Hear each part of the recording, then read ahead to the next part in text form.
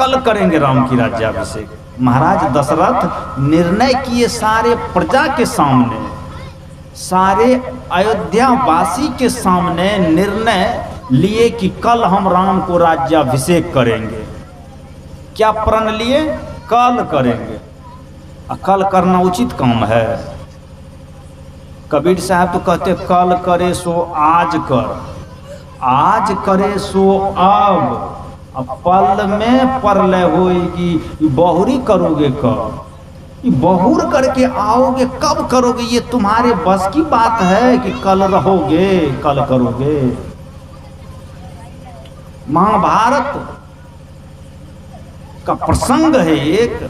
महाराज युधिष्ठिर के यहाँ एक याचक आया भिक्षा मांगने के लिए, कुछ दान कर लीजिए, कुछ धर्म कर लीजिए। महाराज युधिष्ठिर ने कहा आज जरा हम व्यस्त हैं, आज हमें फुर्सत नहीं है, कल आना तो हम आपको अच्छे तरीका से दान करेंगे, मन चाहा दान देंगे, मुंह मांगा दान देंगे।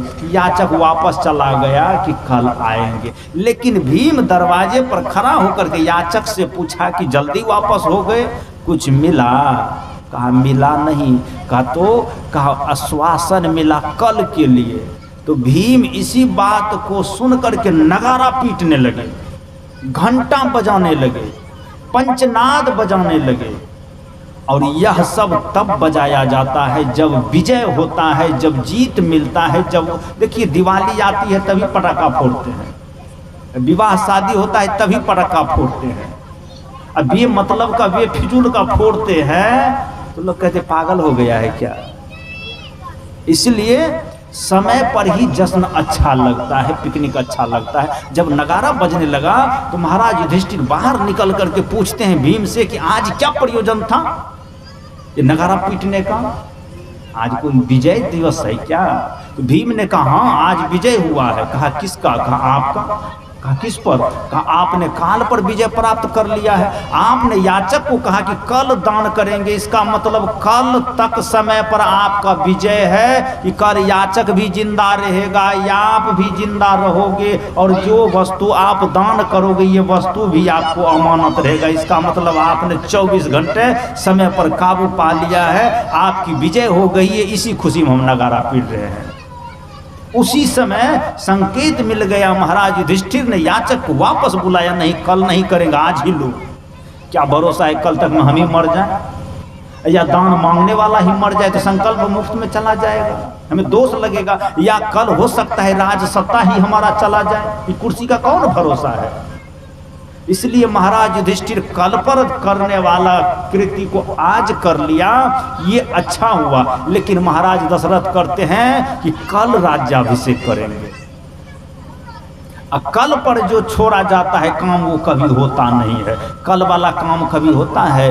दुकान पर आप लिखे देखेंगे आज नगद कल उधार। कल जब जाएंगे दुकान पर तो फिर कहेगा आज नगद कल उधार। कल कब आएगा जो आपको उधार मिलेगा? जब भी आएगा तो आज ही होकर के आएगा, कल आता ही नहीं है। इसीलिए लिखता है कल उधार, मतलब कल आता नहीं। कल का मतलब काल, वो आता नहीं है। महाराज दशरथ भी यही संकल्प लिए कि कल करेंगे। जो काम को कल पर छोड़ा जाता है वो काम खराब होता है। इसलिए हुआ क्या, कल का निर्णय आज लिया और रात में ही पानी फिर गया कि महारानी कैकेयी अनशन पर बैठ गई, कोप भवन में चली गई। महारानी रोने लगी, बिलखने लगी, ताना मारने लगी, जैसे आप लोग करते हो। जरा से जेवर के लिए, श्रृंगार के लिए, वस्त्र के लिए या मन की पूर्ति के लिए रोने लगते हो, बिलखने लगते हो, कपसने लगते हो। उसी तरह से कैकेयी राम से कहते हैं कि हम मर जाएंगे। राम से नहीं, महाराज दशरथ से। महाराज दशरथ कहते हैं आखिर तुमको कमी क्या हुआ? गहना चाहिए, जेवर चाहिए, वस्त्र चाहिए, क्या चाहिए बोलो तो सही। कैकेयी कहते हैं हम किन से मांगे, मेरे लिए इस दुनिया में कोई नहीं है।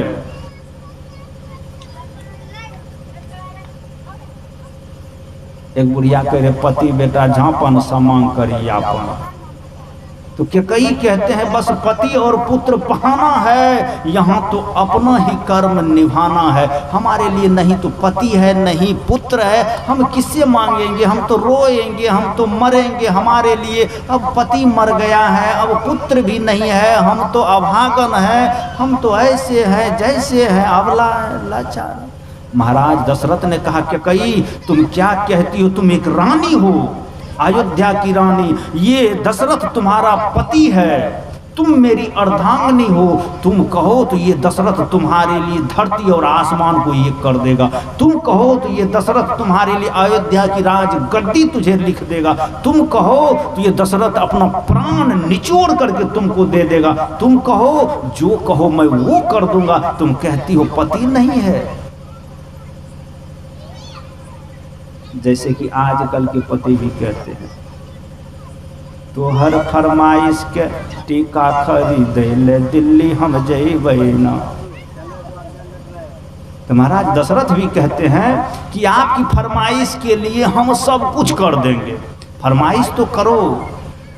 महारानी कैकेयी भी ऐसी वैसी रानी नहीं है। महारानी कैकेयी कहती है कि हम ऐसे नहीं मांगेंगे, जब तक हमारे साथ कौल नहीं करोगे, जब तक प्राण नहीं करोगे, जब तक क्रिया नहीं खाओगे, संकल्प नहीं करोगे तब तक नहीं। जैसे कि आप लोग भी करते हैं, नहीं जब तक टीका की क्रिया कभी नहीं बोला। ऐसे महारानी कैकेयी संकल्प कराते हैं और महाराज दशरथ कर लेते हैं। आखिर पत्नी ही तो है, पत्नी के साथ पति कर लेते हैं। महाराज दशरथ संकल्प कर लेते हैं कि हे रानी तुम जो कहोगी हम वही करेंगे। रघुकुल रीत सदा चली आई, प्राण जाई पर वचन न। ये हमारे कुल की मर्यादा है, कुल की रीत है कि प्राण चले जाएंगे लेकिन वचनबद्ध नहीं हो जाएंगे। हम मुंह से कहते हैं जो मांगोगी देंगे, जैसे प्रण करते हैं वैसे महारानी कैकेयी आगे परोस देते हैं जो मुंह में था। प्रथम वर भावई जी का देहु नाथ भरत कर टीका, 14 बरस राम बनवास, तापस बेश विशेष उदास। है महाराज हमारे पुत्र भरत को राजगद्दी और राम को वनवास दीजिए। जैसे इस बात को सुना महाराज दशरथ धरती पर धड़ाम से गिर गया। किसका परिणाम है? महाराज दशरथ ने ही गलती किया कि कल करेंगे राज्याभिषेक। रात में घटना हुआ, और घटना कब हुआ दूसरी संकेत जान लीजिए। जब महाराज दशरथ ने कहा कि कल करेंगे राज्याभिषेक, उस समय अयोध्या में भरत थे, शत्रुघ्न थे। जानकार आदमी बोलिए, भरत और शत्रुघ्न नहीं थे अयोध्या में। कहाँ चले गए थे? ननिहाल। भरत साधु का साक्षात रूप है। भगवान राम अपने मुंह से वर्णन करते हैं, भरत जैसा साधु भूतो न भविष्य। तो भरत साक्षात साधु है और शत्रुघ्न साक्षात संयम है। संयम किसको कहते हैं? संयम उसे कहते हैं अगर बहू गाली दे तो सास अपने मुंह पर ताला लगा दे तो इसको कहते हैं संयम। अगर सास गाली दे, बहू अपने मुंह पर लिंक ताला मार दे तो कहिए इसको कहते हैं संयम। शत्रुघ्न कभी कुछ बोलते नहीं हैं और भरत का तो कहना क्या, वो तो साधु हैं। अयोध्या में साधु भी नहीं है और संयम भी नहीं है। साधु से सत्संग होता है और संयम से सीमित होता है। जितना करना चाहिए उतना होता है।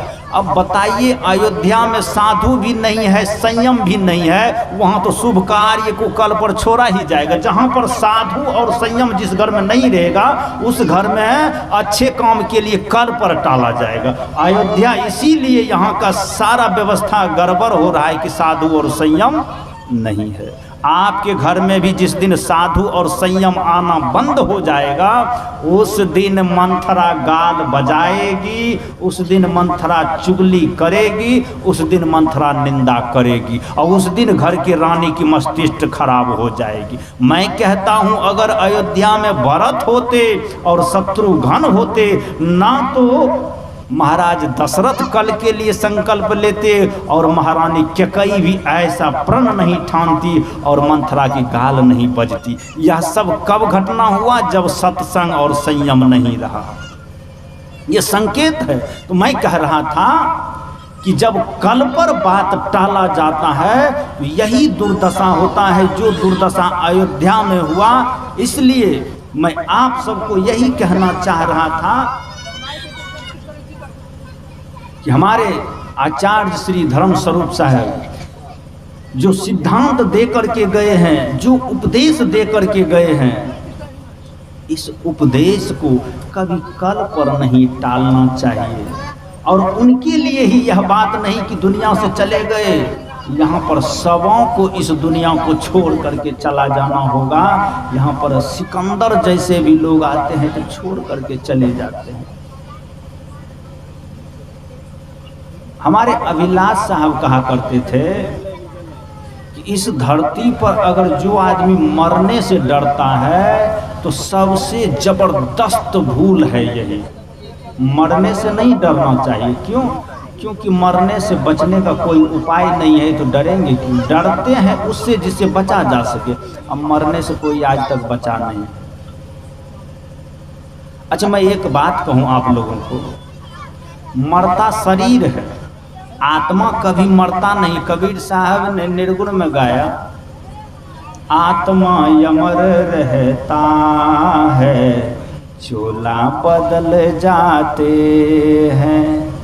आत्मा अमर ही रहता है, आत्मा मरता नहीं है, बस ये चोला बदल जाता है। जैसे आपका वस्त्र पुराना हो गया तो आप उसको निकाल करके रख देते हैं, नया ग्रहण कर लेते हैं। ऐसे ये आत्मा शरीर पुराना हो गया, इस शरीर को त्याग देते हैं, दूसरा शरीर ग्रहण कर लेते हैं। बस कपड़ा बदलने की बात है, इसमें मरने जीने की कोई बात नहीं है। और वो तो ऐसे महापुरुष थे जिन्होंने अपने जीते जी जिंदगी में सबको सुपुर्द कर दिया। लो अपना जहां दुनिया वालों, हम इस दुनिया को छोड़ चले, हम इस दुनिया को छोड़ चले। तो मैं कह रहा था कि हम लोग जिस बात को कल पर टालते हैं वो कल पर नहीं टालना चाहिए। जो महाराज दशरथ ने कल पर टाला, राम का राज्य अभिषेक करेंगे, वो हुआ नहीं। हुआ क्या? उसका परिणाम ठीक उल्टा हो गया कि महाराज दशरथ राम को राज तिलक कर नहीं सके और राम के वियोग में मर गए। राम के वियोग में महाराज दशरथ मर गए और कैकेयी का सुहाग उजड़ गया। खैर, राम के लिए बुरा नहीं हुआ। राम ने वन जाते समय भी कह दिया माँ को यही बात, सुनो जननी सो सुत बरभागी, जो पितु मात बचन अनुरागी, तनय मात पितु तो सनिहारा, दुर्लभ जननी सकल संसारा। हे माता, हे पिता, हम तो धन्य हो गए। राम के लिए तो अच्छा हुआ, लेकिन महाराज दशरथ राम के वियोग में प्राण त्याग दिए और महारानी कैकेयी का सुहाग उजड़ गया। क्यों? क्योंकि शुभ कार्य को कल पर टाला गया था। इसलिए शुभ कार्य को कभी कल पर नहीं टालना चाहिए। कबीर साहब कहते, कल करे सो आज कर, आज करे सो अब, पल में परलय होएगी, बहुरी करोगे कब। हम लोग यही सोचते हैं अभी जल्दी क्या है, बहुत उम्र है, अभी जमा कर लेते हैं, बाद में जब बहुत जमा हो जाएगा तो बैठ करके खाने का ही रहेगा, आराम से चावते रहेंगे। जब बहुत जमा हो जाएगा तो आराम से खाते रहेंगे। लेकिन आपको ये पता है कि आज तक जो आदमी भी जमा करने में लग गया है, जब खाने का समय आया है तो खाने वाला ही नहीं रहेगा। तूने जो कमाया है वो दूसरा ही खाएगा। और ये बात मैं आपको कहता हूँ, इतना निश्चित है, इतना निश्चित है कि ये किसी से आज तक टाला नहीं गया। कबीर साहब के आया है सो जाएगा। कौन कौन जाएगा? जो जो आया है सो जाएगा। जरा बात पर गौर कीजिए, कौन कौन जाएगा? जो जो आया है। आप लोग भी आए हैं, हम तो नहीं आए हैं, हम नहीं जाएंगे। हम आए ही नहीं तो जाए क्यों? बुझना उसी को पड़ता है जो जलता है, मुरझाना उसी को पड़ता है जो खिलता है, रुकना उसी को पड़ता है जो चलता है, मरना उसी को पड़ता है जो जन्मता है, झरना उसी को पड़ता है जो फूलता है। तो बताइए, कबीर साहब ठीक ही कहते हैं, आया है सो जाएगा। जो जो आया है वो जाएगा, जो आया नहीं वो नहीं जाएगा। इसलिए अगर जाने से डर लगता है कि आओ ही मत, समझ में आ रही बात? अगर किसी को मरने से डर लगता है तो जन्म ही मत लो। लेकिन जन्म लेते समय तो आप इनकार नहीं करते हो। जैसे सुख आपको आ रहा है तो आने दो, दुख आ रहा है तब तो घबराने लगते हैं। दुख, सब दुख हमरे इधर, सब दुख मेरे तरफ, उसके तरफ क्यों नहीं जाता? नहीं बंधुओं, मैं आपको एक बात कहना चाहता हूं, जब पिता का 2 पुत्र होता है तो आधा आधा बंटवारा कर लेता है कानून से। ऐसे समझिए, आपके पास 1 बिघा जमीन है और 2 बेटा है तो कितना का हिस्सा होगा? 10 कट्ठा का। ये ऐसा करते हैं क्या? एक ही बेटा को 1 बिघा दे देते, दूसरे बेटा को फुटपाथ पर छोड़ देते हैं। ये नियम है, ऐसा होता है, ऐसा करना चाहिए। अगर एक आदमी को 2 पुत्र है तो दोनों को वसीयत बराबर होना चाहिए, दोनों को जायदाद बराबर होना चाहिए, घर सब कुछ घर मकान बराबर होना चाहिए। तो ईमानदारी से दोनों को बराबर देना चाहिए। ऐसे हमारे जीवन में भी 2 पुत्र है। ये जीवन रूपी पिता को 2 पुत्र है, एक सुख है, दूसरा दुख है। सुख भी आप में हिस्सा लेगा, दुख भी आप में हिस्सा लेगा। सुख दुख दोनों भाई है। अब दोनों भाई बंटवारा करता है कि भाई सुख जब तक आपके साथ रहता है तो दुख कहता है भाई कुछ देर तुम रहो और कुछ देर हम रहेंगे। दोनों भाई बंटवारा करता है कि कुछ 1 घंटा सुख है तो 1 घंटा दुख रहेगा, 1 घंटा हंसते हो तो फिर 1 घंटा रोते भी हो, दोनों बराबर होता है। तो मैं कहना चाहता हूँ, लेकिन हम ऐसे बेईमान हैं कि चाहते हैं सब हिस्सा सुख को ही दे दे, दुख को कुछ नहीं। समझ में आई बात? 1 बिघा खेत एक ही बेटा को, दूसरा बेटा को फुटपाथ पर। वैसे तो हम लोग करते हैं कि सुख को सारा जिंदगी जीना चाहते हैं और दुख में 1 घंटा भी रहना नहीं चाहते हैं। 100 वर्ष का जिंदगी है तो 50 वर्ष सुख होगा, 50 वर्ष निश्चित दुख होगा। और दोनों को झेलने के लिए तैयार रहिए। जब 12 घंटा दिन रहता है तो 12 घंटा अंधेरा रात भी रहता है। सुन लीजिए, अगर आपके जीवन में उन्नति है, खुशी है, सुख है तो एक रोज दुख भी होगा। उसके लिए आप तैयार रहिए, घबराइए मत। इसलिए मैंने कहा, कबीर साहब कहते हैं आया है सो जाएगा। घबराइए मत, जाने से दुख मत कीजिए, क्योंकि आपने अगर जिंदगी जीने में दुख नहीं किया, जन्म लेने में दुख नहीं किया, अब मरने में भी दुख मत करो। मरने में बड़ा मजा आता है, मर करके तो देखो। मरने में मजा नहीं आता है। भात दाल तरकारी खाए में मन लागे छे, मरे में मन लागे छे।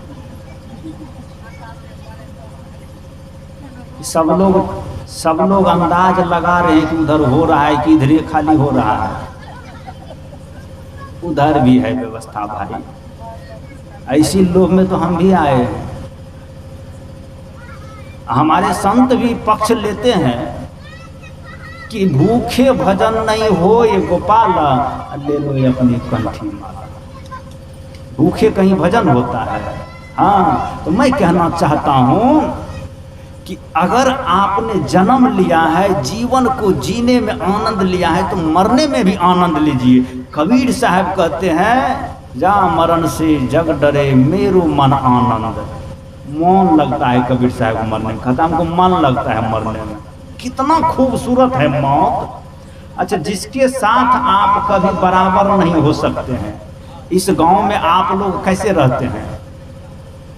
मकई की रोटी और आलू की सब्जी भी खा करके गुजर कर लेते हैं, दाल रोटी भी खा करके गुजर कर लेते हैं। एक एक उंगली जैसा लंबा लंबा मोटा वाला चावल और गाढ़ा गीला दाल भी खा करके गुजर कर लेते हैं।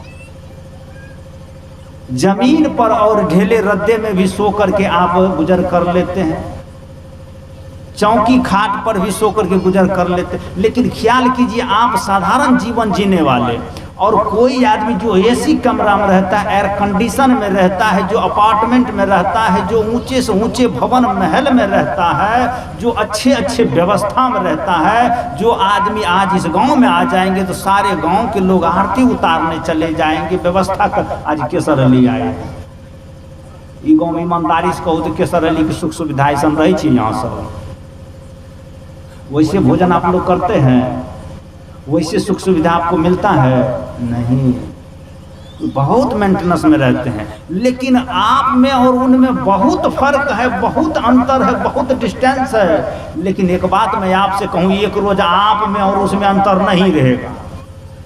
कब अंतर नहीं रहेगा? कितने मुफलिस हो गए, कितने तवंगर हो गए, और सब बराबर हो गए जब खाक में ही मिल गए। जब उसका प्राण छूटेगा और साधारण आदमी का भी प्राण छूटेगा तो दोनों में कोई अंतर। तब ओकरा जैसे शमशान में एयर कंडीशन लगवेला, तब उसको सोने चांदी का अर्थी बनाया जाएगा, हीरे मोती जरे से उसको शमशान में दफनाया जाएगा। नहीं, जिस तरह से बांस का खटोला ये साधारण आदमी के लिए, उसी तरह से उसके लिए। बताइए, तो मरना नहीं चाहते, दोनों एक के जैसा हो जाएंगे। जो आज आपसे दूरी बनाया एक रोज आपके जैसे हो जाएंगे। बताइए, मौत कितना अच्छा है, दोनों को मिला देते हैं। राजा और गरीब को मिला देते हैं। जो राजा जिंदगी भर अलग करके चलता है, तुम गरीब हो, हम अमीर हैं, हम ऊंचे में बैठेंगे, तुम नीचे में बैठो। लेकिन मरने के बाद राजा भी आपके साथ में सोते हैं, तो मरना क्यों अच्छा नहीं है? कहते बेजोर मन लागते दोनों आदमी के ठमर रहे, राजा और गरीब।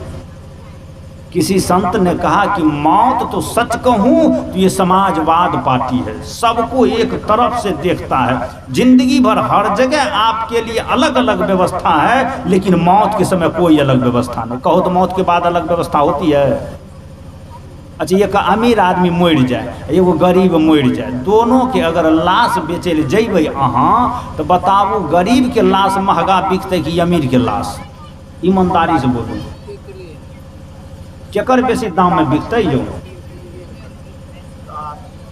एगो मातबर लोग मर गए, एगो गरीब मर गए, आ दोनों के बेचबे, केकरा लेबै? कोई नहीं। एयर कंडीशन में सुधले, ओकर लाश के कोई कीमत नहीं। मुख्यमंत्री के लाश रहते तब लेबै। दोनों के लाश में किसी का लाश बिकवे नहीं करेगा, कोई कीमत ही नहीं रहेगा। दोनों मट्टी प्लेट हो गया। अब दोनों के लिए बराबर व्यवस्था, दोनों को जलाया जाएगा। अब दोनों में से किसी को सिंहासन पर या जमीन पर नहीं किया जाएगा, दोनों को जलाया जाएगा या दोनों को दफनाया जाएगा। अंतर खत्म हो गया। गारो फेंको चाहे जलाओ, शमशान रे सवरिया। कबीर साहब कहते हैं, हिंदू जा रहे तुर्का गा रहे, यही विधि अंत दोनों घर छाड़े। या तो हिंदू है तो जलाओगे, मुसलमान हो तो दफनाओगे। लेकिन एयर कंडीशन किसी के पास नहीं है। मुसलमान भी कब्रिस्तान में एयर कंडीशन नहीं लगाते। नहीं, इतना अमीर आदमी मर गया है, लादेन सद्दाम जैसा आदमी मर गया है, देखिए पुर्तगाली जैसा आदमी मर गया, हिटलर जैसा आदमी मर गया। अच्छा, हिटलर मर गया तो उसको क्या कब्र में है एसी कमरा लगाया था, एसी का व्यवस्था किया था? नहीं, उसको भी ऐसे मिट्टी में डाल दिया। अब बताइए, सिकंदर जैसा महान आदमी को भी मिट्टी में डाल दिया। तो बताइए, मौत होने पर दोनों को बराबर कर देते हैं। तो किसी संत ने ठीक ही कहा, कितने मुफलिस हो गए, कितने तवंगर हो गए, सब बराबर हो गए जब खाक में ही मिल गए। जिंदगी भर अमीर गरीब बन लीजिए, लेकिन एक रोज बराबर हो जाएंगे, कोई अंतर नहीं दोनों में। तो बताइए, इसीलिए तो कबीर साहब कहते हैं कि मेरो मन आनंद, हमको तो मरने में मजा आता है। क्यों? जो आदमी हमसे ऊंचा और नीचा का भाव रखता है, उसको उस समय पूछेंगे कि अब ऊंचा वाला पद कहाँ चला गया, अब आपकी कुर्सी कहाँ चली गई, खत्म। बस 2 दिन के लिए कुर्सी था, बस जिंदगी, बस जब तक श्वास है तभी तक के लिए अभिमान था। इसलिए धीरज रखो कि मौत एक ऐसी औषध है, सबको बराबर कर देते हैं। मौत कोई बुरी चीज नहीं है, मरना कोई बुरी चीज नहीं है। हाँ, बुरी चीज वह है कि आपके मरने पर लोग थूके तो समझिए आपने कुछ बुरा किया है। अगर आपके मरने के बाद कोई आदमी प्रशंसा करे, अगर आपके मरने के बाद भी आपके लिए लोग रोए, लोगों को कमी महसूस हुए, तो समझिए आपने सच्चा जिंदगी जिया है और मरने के बाद भी नहीं मर गया है, आप जिंदा रहेंगे। आज धर्मस्वरूप साहब हम लोगों के बीच नहीं रह करके भी जिंदा है, क्योंकि सबके हृदय में जिंदा है। वो शरीर से बेशक मर गए लेकिन हृदय से नहीं मरे हैं, हृदय से कोई आदमी भूल नहीं सके हैं। आज सब लोग कमी महसूस, सब लोग यही सबको खल रहा है। आज हमारे बिहार से, आज हमारे भारत से एक धर्म धुरंधर योद्धा चला गया है, कमी लग रहा है, कुछ अभाव लग रहा है, इसलिए कि हमारे लिए कुछ थे। ऐसे आदमी मर कर के भी नहीं मरते हैं, वो अमर हो जाते हैं। इंसान की खुशबू रहती है, इंसान बदलते रहते हैं, तो मरने की चिंता नहीं करना चाहिए। अच्छा, एक उदाहरण मैं आपको कहूँ, आपको यहाँ से डुमरी जाना है, डुमरी देखे हैं? डुमरी जब जाना है तो दौड़ करके जाने में आराम होगा कि धीरे धीरे जाने में? दौड़ने में अच्छा होगा कि धीरे धीरे जाने में? धीरे धीरे में। अच्छा, धीरे धीरे जाने में आराम होगा कि गाड़ी पे बैठ के जाने में? बैठ के जाने में। अच्छा, बैठ के जाने में अच्छा होगा कि सीट बड़ा मिल गया तो लेट के जाने में अच्छा होगा? लेट के जाने में और अच्छा आएगा, क्योंकि हम देखते हैं कि 4-4 रोज लोग यात्रा करते हैं ट्रेन में। यहाँ से मुंबई जाते हैं, जब लोग एसी में टिकट लेते हैं, रिजर्वेशन बनाते हैं तो सो लेते हैं, आराम से जाते हैं, बड़ा आनंद आता है। तो बैठने से अच्छा है लेटने में। अच्छा, लेटने में आराम है कि सुतने, नींद पड़ जाने में? ईमानदारी से कहिए, लेटने से भी आराम है, नींद पड़ जाने में आराम हो जा। जब आप 2-4 घंटा सो करके उठते हैं, लगता है कि शरीर ताजा हो गया है, नया हो गया है, कुछ भीतर जो टूटा था वो जुड़ गया है, जो थकान था वो थकान पूरा हो गया है। तो दौड़ने से अच्छा है धीरे से चलने में, धीरे से चलने से भी अच्छा है बैठने में, बैठने से भी आराम है लेटने में, लेटने से भी आराम है नींद पड़ जाने में, और नींद पड़ जाने से भी महा आराम है मर जाने में। लठ्ठी साहब सबसे जबरदस्त आराम, आरामों का आराम है। एक संत कहा करते थे, नींद जो है वो टेम्पररी मौत है और मौत परमानेंट नींद है। अच्छा, नींद में जब आप होते हैं रात भर तो मरे ही होते हैं ना, नींद में कोई ख्याल है हम कहाँ हैं नहीं है? नींद में समझिए मर ही गए और नहीं उठ सकेंगे तो आप क्या कर लेंगे? बहुत आदमी सोए तो सो ही रह गए, डर लगता है कि सुतै तो छिए, कौन ठीक से सुतले रह जेबे। सोने में आदमी को डर लगता है कि सो तो रहे हैं, पता नहीं सोने के बाद अपना काबू नहीं है, कहीं क्या होगा। कि सोने के बाद आप सो रहे हैं, ऊपर से पंखा खोल करके गिर भी जाए तो आप रोक सकेंगे? हट जाएंगे कि गिर रहा है? नहीं, सोने के बाद आपको कुछ ख्याल ही नहीं रहता, आप मरे ही रहते हैं। कई आदमी तो ऐसे सोते हैं, उसको उठा करके यहाँ से वहाँ रख आओ तो उसको पता नहीं चलता है कि कौन रखा है, इतना मोटा नींद से सोते। कमाल कमाल के लोग होते हैं सोने वाले। एक आदमी मेरे साथ सो गए, हकीकत घटना कह रहा हूँ। राजकुमार नाम का आदमी है, घर उसका बंडिया है, और मैं बोल रहा हूँ यूट्यूब चैनल पर, भी सुन ही लेंगे। वो आदमी मेरे साथ एक बार सो गया जिंदगी में, और उसका आसन तो मेरे से बस अलग चौकी था, लेकिन जुटा हुआ चौकी, हमको पता नहीं था उनका स्वभाव सोने का। रोसड़ा कबीर मठ, महादेव मठ में सोए थे, तो कहा महंत जी, दीपक साहब ने कि दोनों आदमी इसी पर सो जाइएगा। बिल्कुल सो जाएंगे। सो गए, लेकिन हम सोने के लिए ही तैयार, नींद आए भी नहीं, बस जगह ही हैं, तब तक में वो नींद में चले गए। नींद में चले जाने के बाद नींद में ही उठ करके बोले मार दियो मार दियो। मार दे, और गाली दे रहे हैं और उठ उठ करके बोल रहे हैं हमने कहा आज तक ऐसा आदमी नहीं देखे सोने वाले।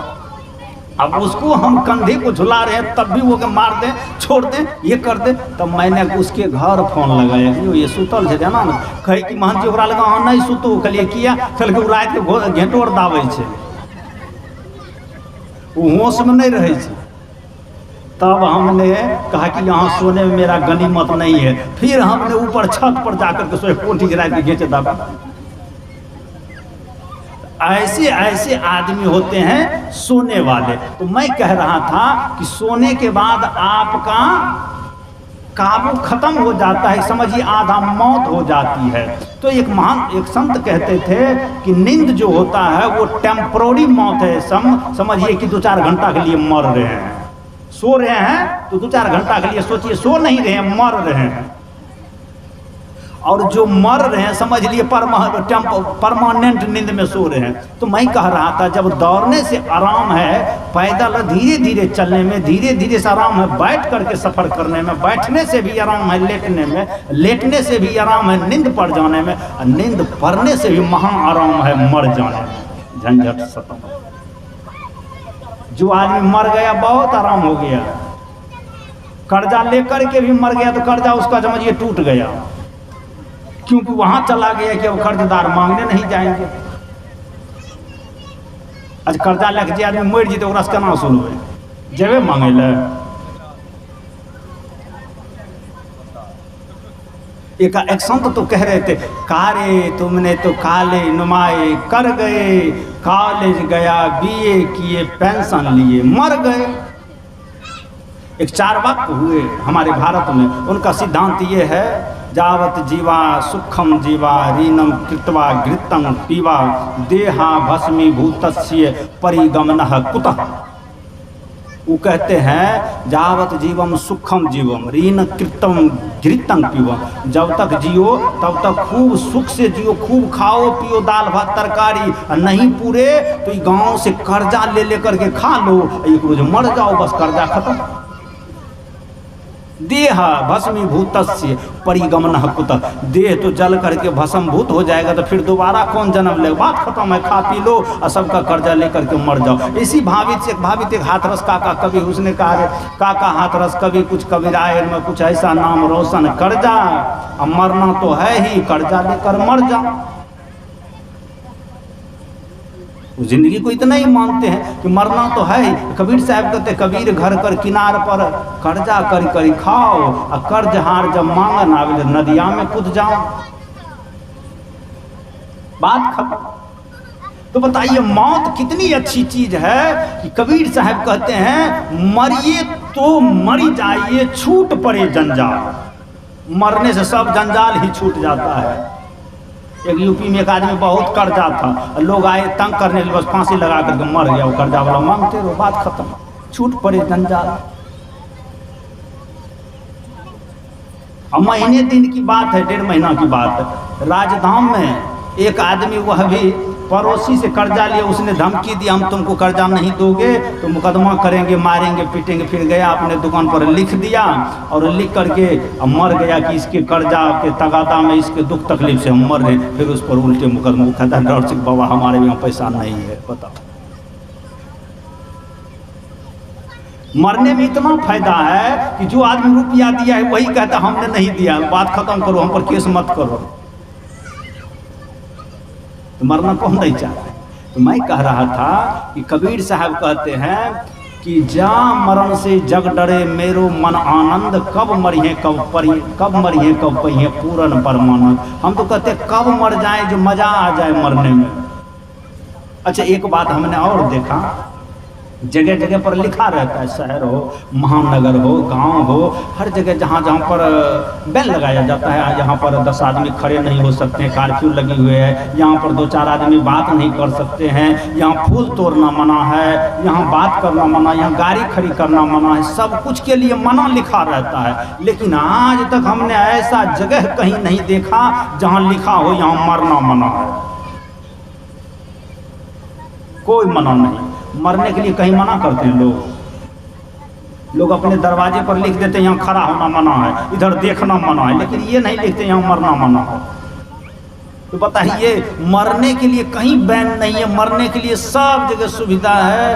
तो मौत किसी भी तरह से अमंगल नहीं। मेरा कहने का तात्पर्य है कि मौत कभी भी खराब चीज नहीं। इसीलिए अभिलाष साहब कहते थे कि मौत से डरना ये सबसे बड़ी मूर्खता है, और मरना कोई बुरी बात नहीं। हाँ, डरना है तो डरो बुरे कर्म से। आप नहीं भी रहोगे तो लोग गाली देंगे, देखिए मर गया लेकिन ऐसा करके मर गया। बेरा जब तक जिंदा था तो अपने ही लिए जिया, किसी के लिए कभी कुछ सोचा नहीं। तो ऐसे कर्मों से डरना चाहिए कि आपके नहीं रहने पर भी आपका लोग निंदा करे। तो मैं यही बात कह रहा था, आज श्री सद्गुरुदेव जी हमारे बीच नहीं है, लेकिन नहीं होने के बाद भी उनका कृति है, उनका ज्ञान है, उनका मार्गदर्शन है, उनका प्रेरणा हम लोगों के लिए आज भी जीवंत है। और मैं भरोसा और इत्मीनान के साथ कहना चाहता हूँ कि ये जब तक सूरज चांद रहेगा, ये धर्म स्वरूप बाबा का नाम रहेगा। ये अमर हो गए, इसलिए हम लोग आज उनकी श्रद्धांजलि समारोह में उपस्थित हुए हैं और सब लोग श्रद्धा और प्रेम के साथ मना रहे हैं। मैं बहुत बहुत ऐसे कार्यक्रम करने पर, मुझे श्रद्धेय श्री महंत उपिंदर साहब ने मोबाइल के जरिए हमसे भेंट किए कि हम आचार्य साहब का श्रद्धांजलि मनाना चाहते हैं। मैंने कहा कि जगह जगह पर सब श्रद्धालु मना रहे हैं, और जिनको जैसा चल बन सके वैसा मनाना चाहिए। या जिसके पास कुछ भी नहीं है तो दिल से मना लीजिए, बस वचन से मना लीजिए। ये भी उनके लिए बस हाथ खड़ा कर दीजिए उनके लिए कि बाबा हम आपके दरबार में हाजिर हैं, आप हमारा भी भेंट स्वीकार कर लो। बस श्रद्धा के 2 पुष्प उनके चरण पर अर्पित कर दो कि आपने इस दुनिया में आ करके दुनिया वालों को आपने ऐसा संदेश दिया कि युग बीतने पर भी आपको भुलाया जा नहीं सकता। कर्म ऐसा किया तूने भुलाया जा नहीं सकता, कर्म ऐसा किया तुमने भुलाया जा नहीं सकता। इसलिए बहुत अच्छे बात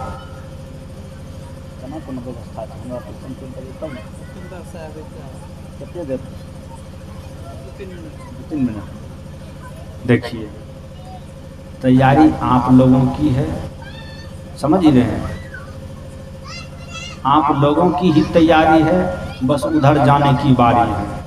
इधर तो हो ही गया, भूखे भजन न हो ही गोपाला। इसलिए कुछ देर में अब हम लोगों के बीच आने वाले ही हैं और समापन की ओर ही हैं। तो मैं मुख्य रूप से इतना ही आप लोगों को कहना चाहा कि श्रद्धांजलि समारोह है।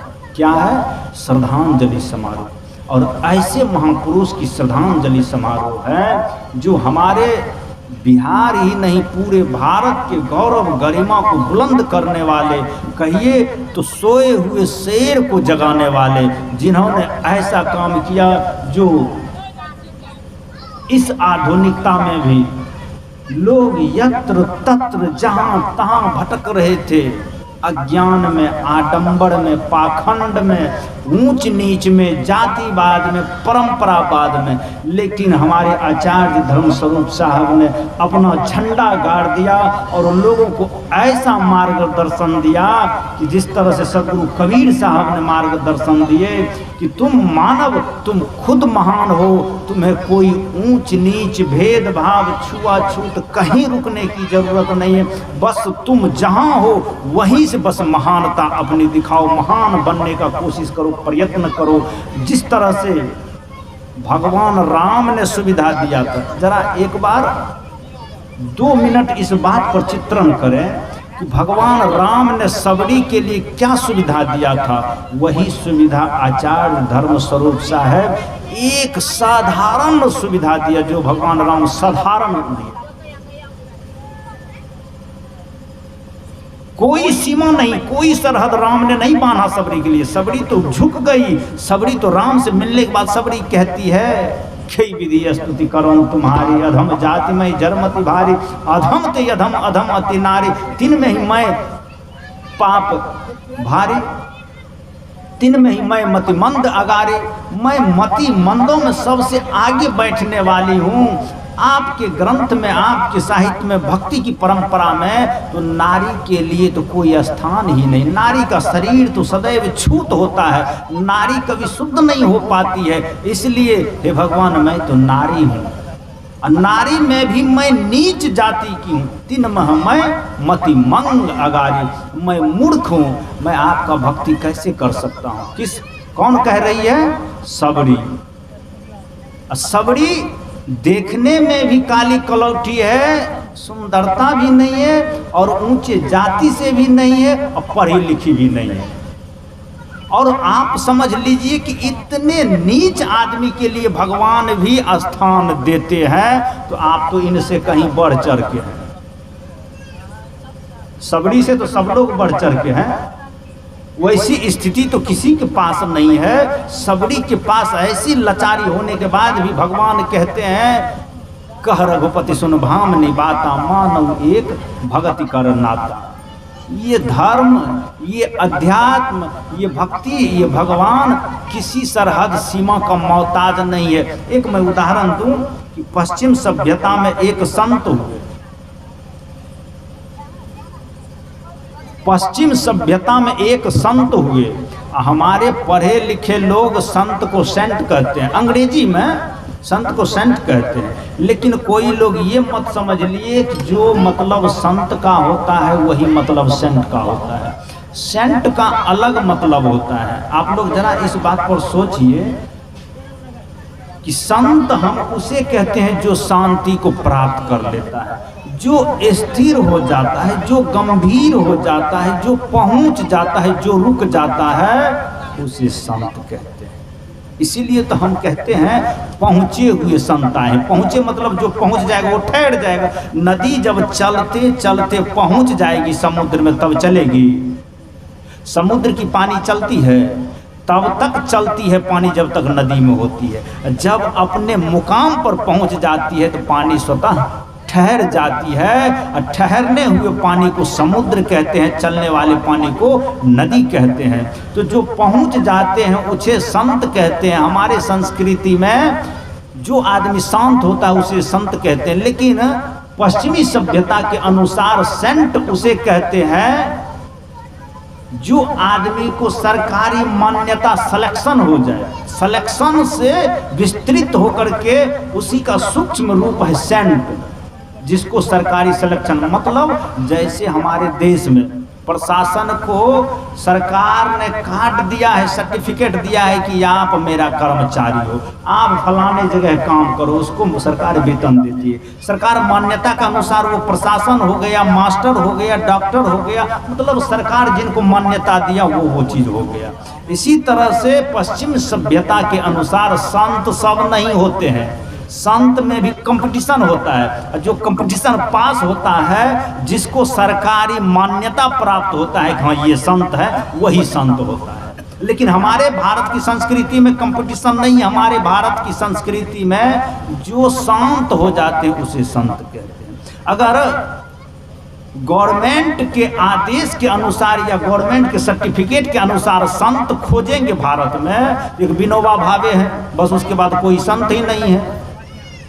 क्योंकि गवर्नमेंट की सर्टिफिकेट किसी को नहीं मिली, अकेला विनोबा भावे है, बस भारत में एक ही संत है। लेकिन हमारा भारत सरकार या किसी भी गवर्नमेंट के प्रमाणित सर्टिफिकेट का इंतजार नहीं करता। जो शांत हो गया हम लोग उसे संत कहते हैं। लेकिन पश्चिम सभ्यता में जिसको सरकार सर्टिफिकेट देता है कि ये संत हो गया है, जिसको गुरुद्वारा चर्च सर्टिफिकेट देता है ये सेंट हो गया है, वही आदमी सेंट होता है। तो संत और सेंट में यही अंतर है। तो एक संत हो गए और संत होने के बाद उस देश में हाहाकार मच गया। सब लोग कहने लगे, जो मंदिर का पादरी थे, मंदिर का जो संत थे, उसको लोगों ने कहने लगा आपके यहाँ कम भीड़ होती है। और वो जंगल में एक फकीर हो गया है और वह वहीं पर धुनी रमा दिया है, लोग उसके पास बहुत ज्यादा जाते, वहां सत्संग आपसे अच्छा होता है। एक बात मैं आपको कहूं, एक आदमी नहीं चाहता है दूसरे आदमी मेरे जैसा हो। एक दुकानदार चाहे जो दूसरों को दुकान चल रहा है, नहीं चाहे। एगो डॉक्टर नहीं चाहे कि हमारा बगल में दूसरो डॉक्टर बा हो जाए, नहीं चाहे। एक पहलवान नहीं चाहते हैं दूसरे पहलवान हमसे बढ़ चढ़ के हो जाए, नहीं चाहते। तो आदमी का यह सब दिन से मनसा रहा है कि मेरे जैसा कोई नहीं हो, मैं अकेला रहूं। तो मंदिर में लोगों ने कहने के लिए गया कि आप संत हैं, लेकिन आपसे बढ़ चढ़ करके संत एक और हो गया जो जंगल में रहते हैं। उसको लगा ठेस कि हमसे बढ़ करके संत हो गए, कहाँ आपसे ज्यादा भीड़ होती है। तो उसने गया एक रोज उनसे भेंट करने के लिए, कौन ऐसा आदमी है जो हमसे बढ़ गया है संत में। और वहाँ लोग श्रद्धालु अधिक जाते हैं, भीड़ हमसे ज्यादा होता है। गया उनके पास तो देखा जिसका कृति, जिसका प्रतिभा, जिसकी ख्याति इतना नगर और बस्ती में गूंज रहा है, वो साधारण आदमी है, गैर पढ़ा लिखा है, उसके पास कोई विद्या शिक्षा एजुकेशन नहीं है। वो साधारण आदमी बिल्कुल साधारण तरह बैठा हुआ है। ये आदमी मंदिर का था, इसके पास तो बहुत व्यवस्था था, बहुत प्रशासन व्यवस्था, सेक्रेटरी भी था और 10-20 इनके ही साधु भी थे, शिष्य भी थे। सब मिलकर के गए, नदी पार होकर के उस पार दीरा पर, टापू पर उसका स्थान था। वहां जाकर के ये पादरी कहते हैं उस साधारण संत से, तुम कौन हो, तुम ही हो संत। तो उसने कहा सरकार हम संत नहीं हैं, हम तो साधारण आदमी हैं। कहाँ, मुझे पता चला है कि तुम ही संत हो। कहा सरकार हम संत नहीं हैं, हम तो साधारण आदमी, ये लोग सारे लोग हमको संत मानते हैं, हम कोई संत नहीं है। कहा अच्छा बताओ, तुम्हें लोग संत मानते हैं तो तुम कैसे संत हो? बाइबिल जानते हो, रखते हो? कहा महाराज बाइबिल जानते क्या, हम रखते भी नहीं, पढ़ने लिए नहीं आता है, तुम बाइबिल रख कर क्या करेंगे? तब तो ये आदमी की मन में खुशी हो गई कि जो आदमी पढ़ने के लिए नहीं जानता वो संत कैसे हो सकता है, तब तो हमसे हार ही जाएंगे। इसको भीतर से प्रसन्न हुआ, कहा कि अच्छा तुम पढ़ने लिखने नहीं जानते हो? कहा नहीं महाराज हम पढ़ने लिखने नहीं जानते। कहा तुम कितने आदमी? कहा महाराज हम 3 आदमी हैं। कहा तुम तीनों करते क्या हो? कहा महाराज प्रार्थना करते रहते हैं भगवान का। कहा प्रार्थना आता है? कहा महाराज प्रार्थना नहीं आता है। तो करते कैसे हो? कहा महाराज हम अपने मन से बना लिए हैं प्रार्थना। आपका जो प्रार्थना है, स्तुति है, विनती है, 1 घंटा लगता है, हमको तो 2 पंक्ति याद नहीं होता, 1 घंटा कहाँ से याद करेंगे? तो हम तीनों विचार किए कि इतना लंबा चौड़ा नहीं होगा, अपने मन से बना लेते हैं प्रार्थना। महाराज हमको प्रार्थना आता नहीं है, हमको अपना वाला प्रार्थना आता है। कहा अच्छा। इसके मन में और खुशी हुई कि जो आदमी प्रार्थना ही नहीं याद करता है, स्तुति विनती नहीं याद करता, वो संत हो ही नहीं सकता है। संत तो वो होगा जो बाइबिल जानेगा, कुरान जानेगा, जो पुराण जानेगा, वेद जानेगा, स्तुति विनती जानेगा, वही आदमी संत होगा। ये तो पढ़ा लिखा भी नहीं है, ये तो स्तुति विनती भी नहीं जानता और कहते हैं मैं अपने आप बनाया हूँ। सब लोगों से कहा सुनो, तुम इसी आदमी को कहते थे संत, अरे ये तो प्रार्थना भी नहीं जानता, ये संत कहाँ के रहे? अच्छा तुमने अपने मन से जो प्रार्थना बनाए हो, जरा वो प्रार्थना सुनाओ। तो उसने कहा हजूर हमको शर्म लगता है, हम गरीब आदमी है, मूर्ख है, पापी है, हम छोटा सा प्रार्थना बनाए, आपके लायक नहीं होगा। कहा तो कह करके सुनाओ। कहा हमने सुना है कि भगवान का 3 रूप है, 3 शक्ति है, जैसे हमने भी ब्रह्मा विष्णु शिव का कल्पना किया है। ये 3 शक्ति है, उत्पत्ति और संतुलन और प्रलय। तो ब्रह्मा का काम है सृष्टि करना, विष्णु का काम है पालन करना और महेश का काम है संहार करना। तो 3 शक्ति है। तो उसने कहा भगवान का भी 3 शक्ति है, हम तीनों मित्र भी 3 है। तो हमने अपने मन से तीनों मिलकर प्रार्थना बनाया है। भगवान को यही कहते हैं तुम भी 3 हम भी 3, तुम करो कृपा हम पर, हम नहीं जिएंगे तेरे लिए। यही मेरी प्रार्थना है। बस इसको अपने भाषा में इस तरह से कहा, you are 3, we are 3, you support I relax. You are 3, we are 3, you support I relax. हे भगवान तुम भी 3 हम भी 3, बस हम तीनों नहीं जिएंगे तेरे तीनों के बीच। तो कहा ये कोई प्रार्थना हुई? अच्छा देखो तुम ही लोग कहो ये संत हुआ, इसको प्रार्थना भी नहीं आता है, इसको ग्रंथ भी पढ़ने नहीं आता, ये संत नहीं है, बिल्कुल संत नहीं। कहा महाराज हम तो पहले के हम संत नहीं, कुछ नहीं आता है। कहा सुनो तुमको पाप लिखेगा, तुमको लोग संत मानने लगा है, तुम स्तुति विनती याद करो। कहा महाराज हमको याद करवा दो जहां तक होगा। तो उसने लंबा सा स्तुति दिया, इसको याद करो। 2-4 बार पढ़ाया, 10 बार पढ़ाया। रोज इसी को स्तुति विनती करना, समय से करना, तब तुम संत हो सकोगे। तो पादरी ने अपने मन में खूब अहंकार हुआ कि हम पढ़े लिखे, ये साधारण है, देखो इसी को लोग कहते थे संत, हम बड़े संत हैं। इतना कह करके अपने चेले चटिया से कहा, अपने सेक्रेटरी से कहा, अब वापस चलो, ये आदमी कोई संत है जो शास्त्रार्थ करेंगे। अपना नाव वापस ले चला, अपना स्टीमर वापस ले चला। जब आधे नदी में नाव गई, जरा सुन लीजिए करिश्मा, जरा सुन लीजिए चमत्कार, जब आधे नदी में नाव जाती है तो वो तीनों दौड़े हुए पैदल आ रहे हैं। जहां पर 100 फीट की लग्गे का था नहीं मिलता, वहां तीनों पैदल दौड़े आ रहे हैं। ये आदमी जो देखा उस तीनों को पानी में पैदल आते हुए तो ये अचंभित हो गया। ऐसा काम तो ईसा मसीह करते थे, ऐसा काम तो स्वयं पैगंबर करते थे, ऐसा काम तो कोई वही कर सकते हैं, ये तीनों कैसे ऐसे आश्चर्य। इसने यही सोचा मन में, ये तो या तो साक्षात भगवान है या देवदूत है, इसको फरिश्ता कहिए या देवदूत, भगवान होने के लिए इससे बढ़कर के और कोई नहीं सबूत, ये साक्षात भगवान है। अब समझ लीजिए, जो आदमी को प्रार्थना नहीं आता है, गैर पढ़े लिखे, वो पैदल आ रहा है और दौड़ते दौड़ते आया इस आदमी के नाव पर चढ़ के, महाराज आपने प्रार्थना जो बताया हमने फिर भूल गया, फिर से याद करवा दीजिए।